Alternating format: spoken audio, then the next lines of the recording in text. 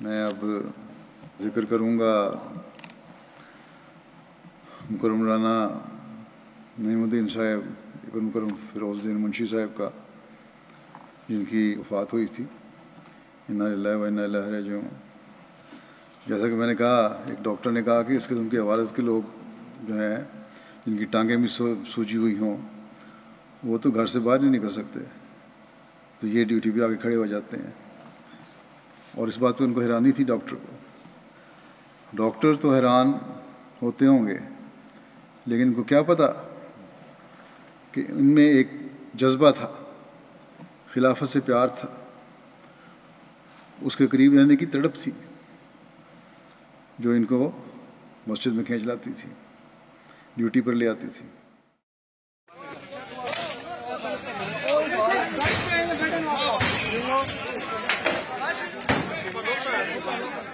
بڑی ایک عجیب کہانی، ماہد میجر صاحب کا منڈا، ایک عبد القدیر تے نثار، یہ تین ڈیوٹی سے تھے۔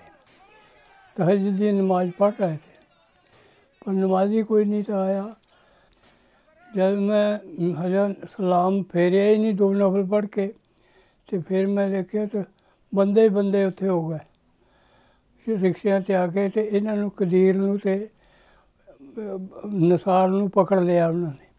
30-32 بندے مسجد دے اندر آ گئے اور 30-32 بندے باہر سے گئے، ہجا ہور آ رہے تھے قافلے دی صورت مولوی، کہندے آج سب کو مٹا دینا، انہاں دے گھراں نوں بھی ساڑ دینا۔ تو انہوں نے کلمہ مٹانا شروع کر دیتا اور گینتیاں بیلچے مارنے شروع ہو گیا پہ منار ٹالو۔ جب کلمہ منانے تے گھوڑیاں بن کے کوئی سیڑھیاں لا کے انہوں نے کم کیتا، تو میں ایک ہوائی فائر کیتا۔ ہوائی فائر تے وہ کہنے یہ جے پٹاکیاں نوں اسی دیکھیا ہویا، اسی نہیں کدی بھی ڈراں گے۔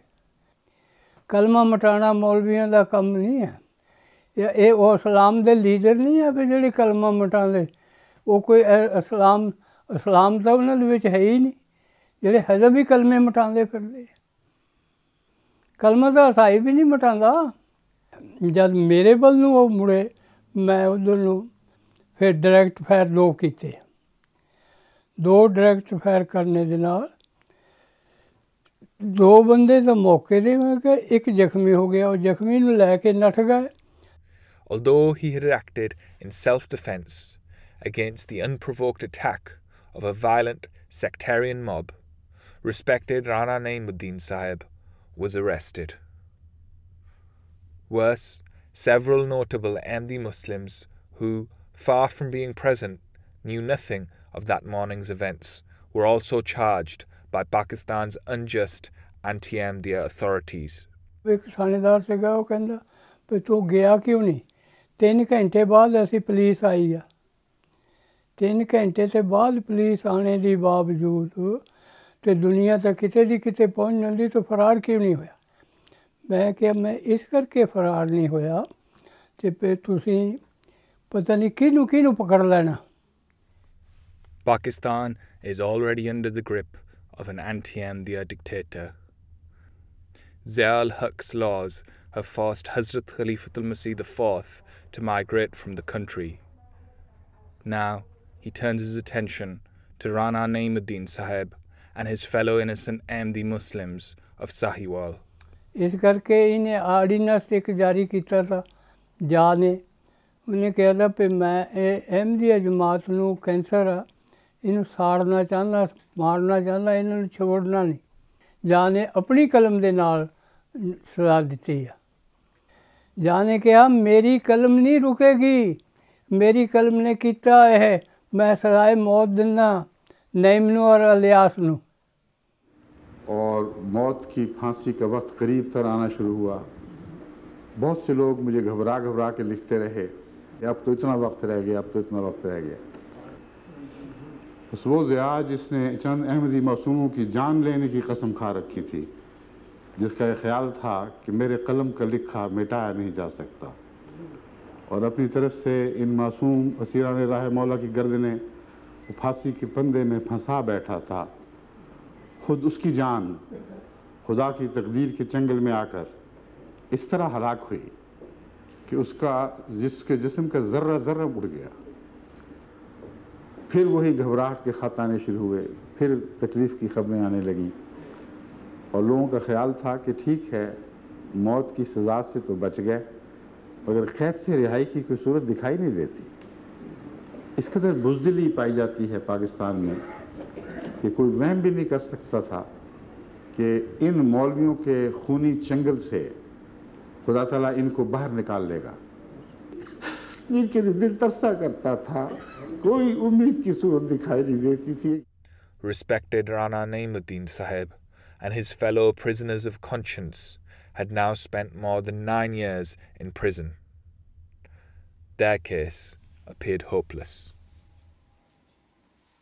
ابھی کچھ دن پہلے کی بات ہے کہ رمضان مبارک کے آخری عشرے میں، آخری راتوں میں نے اللہ تعالیٰ سے خاص طور پر ایک نئے انداز سے دعا کی کہ ہمارے اسیران راہ مولا کو اب رہائی بخش،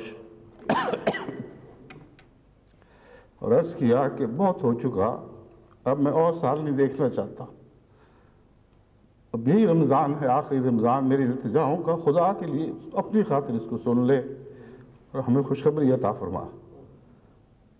اور ایک ہفتہ ابھی نہیں گزرا کہ آج فون پر اطلاع ملی ہے کہ اللہ تعالیٰ نے ان کو آزادی بخش دی ہے۔ عظیم احسان ہے، کہ عجیب نشان ہے اللہ تعالیٰ کا۔ آج میں نے افریقن کے ساتھ میٹنگ میں صرف اشارتاً یہ کہا تھا کہ خدا نے ایک بہت بڑی خوشخبری عطا فرمائی ہے، اس لیے میں آپ کو مٹھائی کھلا رہا ہوں، اور آپ کے لیے بھی میں نے مٹھائی تیار رکھی ہوئی ہے، لے آؤ یہیں۔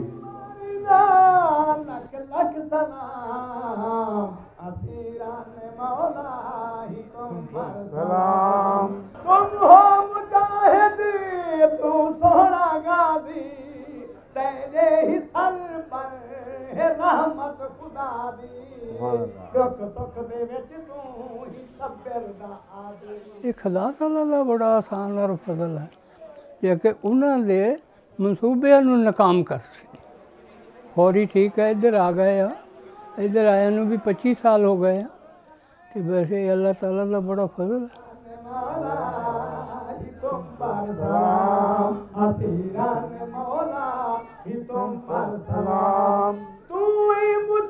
کچھ اسیران راہ مولا ہیں جن کو اللہ تعالیٰ نے موت کے چنگل سے نکال کر حیرت انگیز اعزاز کے طور پر آج ہمارے درمیان لا کھڑا کیا ہے۔ ان کو سینے سے لگا کر دل ٹھنڈے ہوتے ہیں، مگر وہ 10 سال کا عذاب کا عرصہ جنہوں نے گزارا ہے اس کا تصور بھی ابھی تک بھیانک ہے۔ رب سیدے سیتے کو کوثر دے جام، اسیران مولا ہی تم پر سلام۔ رانا صاحب بھی لکھتے ہیں ان کے بیٹے کہ اکثر ان کی مالش کیا کرتا تھا۔ ایک دن میں نے ان کی ٹانگوں کی مالش کر رہا تھا، ان کے گھٹنے کے پاس آیا تو ان کی ہلکی سی آواز نکلی۔ میں نے پوچھا کیا ہوا، تو کہنے لگے کچھ نہیں۔ بہرحال کہتے میں نے ذرا اصرار کیا تو کہنے لگے کہ یہ جیل کی چوٹوں کی درد ہے۔ ہمیشہ صبر اور تحمل کا مظاہرہ کیا، اور جیل میں جب مارا جاتا ہے بڑا ظالمانہ طریقے سے پاکستانی جیلوں میں مارا جاتا ہے، اور ان سے بیان لینے کی کوشش کی جاتی تھی کہ چونکہ تم اپنے خلیفہ کے باڈی گارڈ رہے ہو اس لیے انہوں نے تمہیں یہ کام کرنے کے لیے بھیجا ہے کہ اس طرح مسلمانوں کو مارو، اور مجبور کرنے کی کوشش کی گئی کہ جماعتی عہدیداران کا نام لیں، کہ ان کے کہنے پر انہوں نے یہ کارروائی کی ہے۔ مگر آفرین ہے اس شیر دل پر جس نے نظام جماعت پر ذرا برابر بھی آنچ نہیں آنے دی۔ اللہ تعالیٰ ان سے اگلے جہان میں بھی پیار اور محبت کا سلوک فرمائے اور اپنے پیاروں کے قدموں میں جگہ دے۔